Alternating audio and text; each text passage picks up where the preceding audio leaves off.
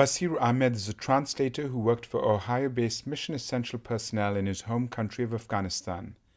His job was to travel with U.S. soldiers around the country into remote provinces like Nuristan in the middle of winter, helping the troops to communicate with villagers who spoke no English. The U.S. soldiers were pleased with the work that Basir had done for them and gave him a number of letters of recommendation and certificates of appreciation. On October 10, 2008, a suicide bomber blew up an explosive-filled vehicle near the U.S. military convoy Basir was traveling in, knocking him unconscious. It took him over a month to recover sufficiently from the shrapnel wounds in his scalp and the severe burns from which he still suffers to this present day. I can't eat anything with my right hand to get some food and eat it because that much I can bend it. I cannot bend it see, I cannot. But I still practice on it to get some food and eat it by right hand. Within a few weeks, a company site manager told him to report back to work. During the rest, she forced me to, you have to come on the job.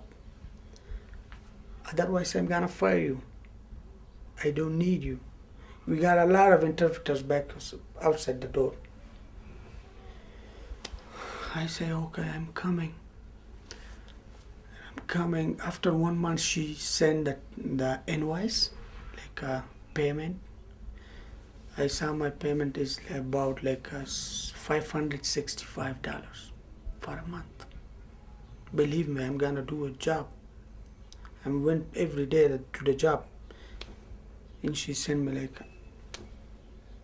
$565. In January 2009, the company fired him and he is now unemployed, despite the fact that the soldiers with whom he worked continue to vouch for him. Other former Mission Essential personnel translators like Samim say that they too have been treated badly by the company. As I work for the many other companies, they have not done anything for the interpreters. They don't care about the interpreters, especially the local interpreters. They treat them very badly. Samim says that Mission Essential pays its 1,500 translators a lower salary than the company that they replaced, Titan Corporation of San Diego in California. In Titan time, actually the salary was very good, the pay was very good, and they were treating the interpreters, very good. But in MEP time, I think they don't really care that they are the people who work hand in hand and shoulder to shoulder with the U.S. Armed Forces. They sacrifice their precious life. They left their family away just like the U.S. Armed Forces soldiers. They don't really care that, hey, these guys are targeted. And yeah, they'll work for 1 year and they'll get that salary, but they'll be targeted for 20 or for the rest of their lives by the insurgents, by the terrorists, and by the bad guys. Samim was fired by Mission Essential personnel in July 2008 for allegedly getting into a fight with another translator. He denies the charge.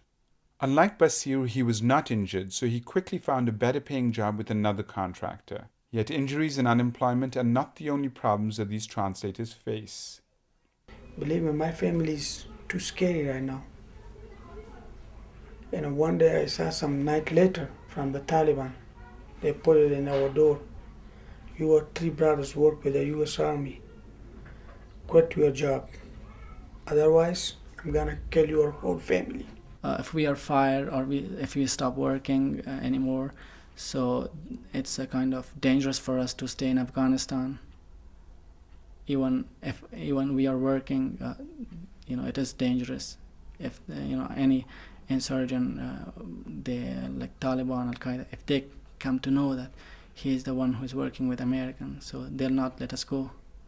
They will kill us. 19-year-old Akbar Faruqi speaks from experience. His older brother, Murtaza Faruqi, the father of 1-year-old Najma, was killed on September 9, 2008, while on patrol with the U.S. Marine Corps. After a few weeks, so I decided to work to lead the family because my dad is sick, and so I went to the company Aegis, so I passed a test there. So as they knew that I'm Murtaza's brother, so they hired me. They gave me a job in Kabul. On an average, at least 1 Mission Essential personnel translator is killed and at least 2 others are severely injured every month. Many Afghan translators say that they want the company to provide much better support for them and their families when they are injured. Treat them while they get injured very well, just like you treat your own soldiers. If they are not treating very well, if you cannot treat them very well, send them to foreign countries like to Germany or other countries for treatment, and please pay them for their medication. Because if you pay them, they're gonna spend all their money that they earned it for the years that they work for the U.S. Armed Forces. And please get done, or please help them out in their SIV process. Get their special immigration visa process, and get their immigration packet done, and get all those interpreters out of here who deserve to get out of here. For Corp Watch, this is Prathap Chatterjee with Ronald Nobu Sakamoto.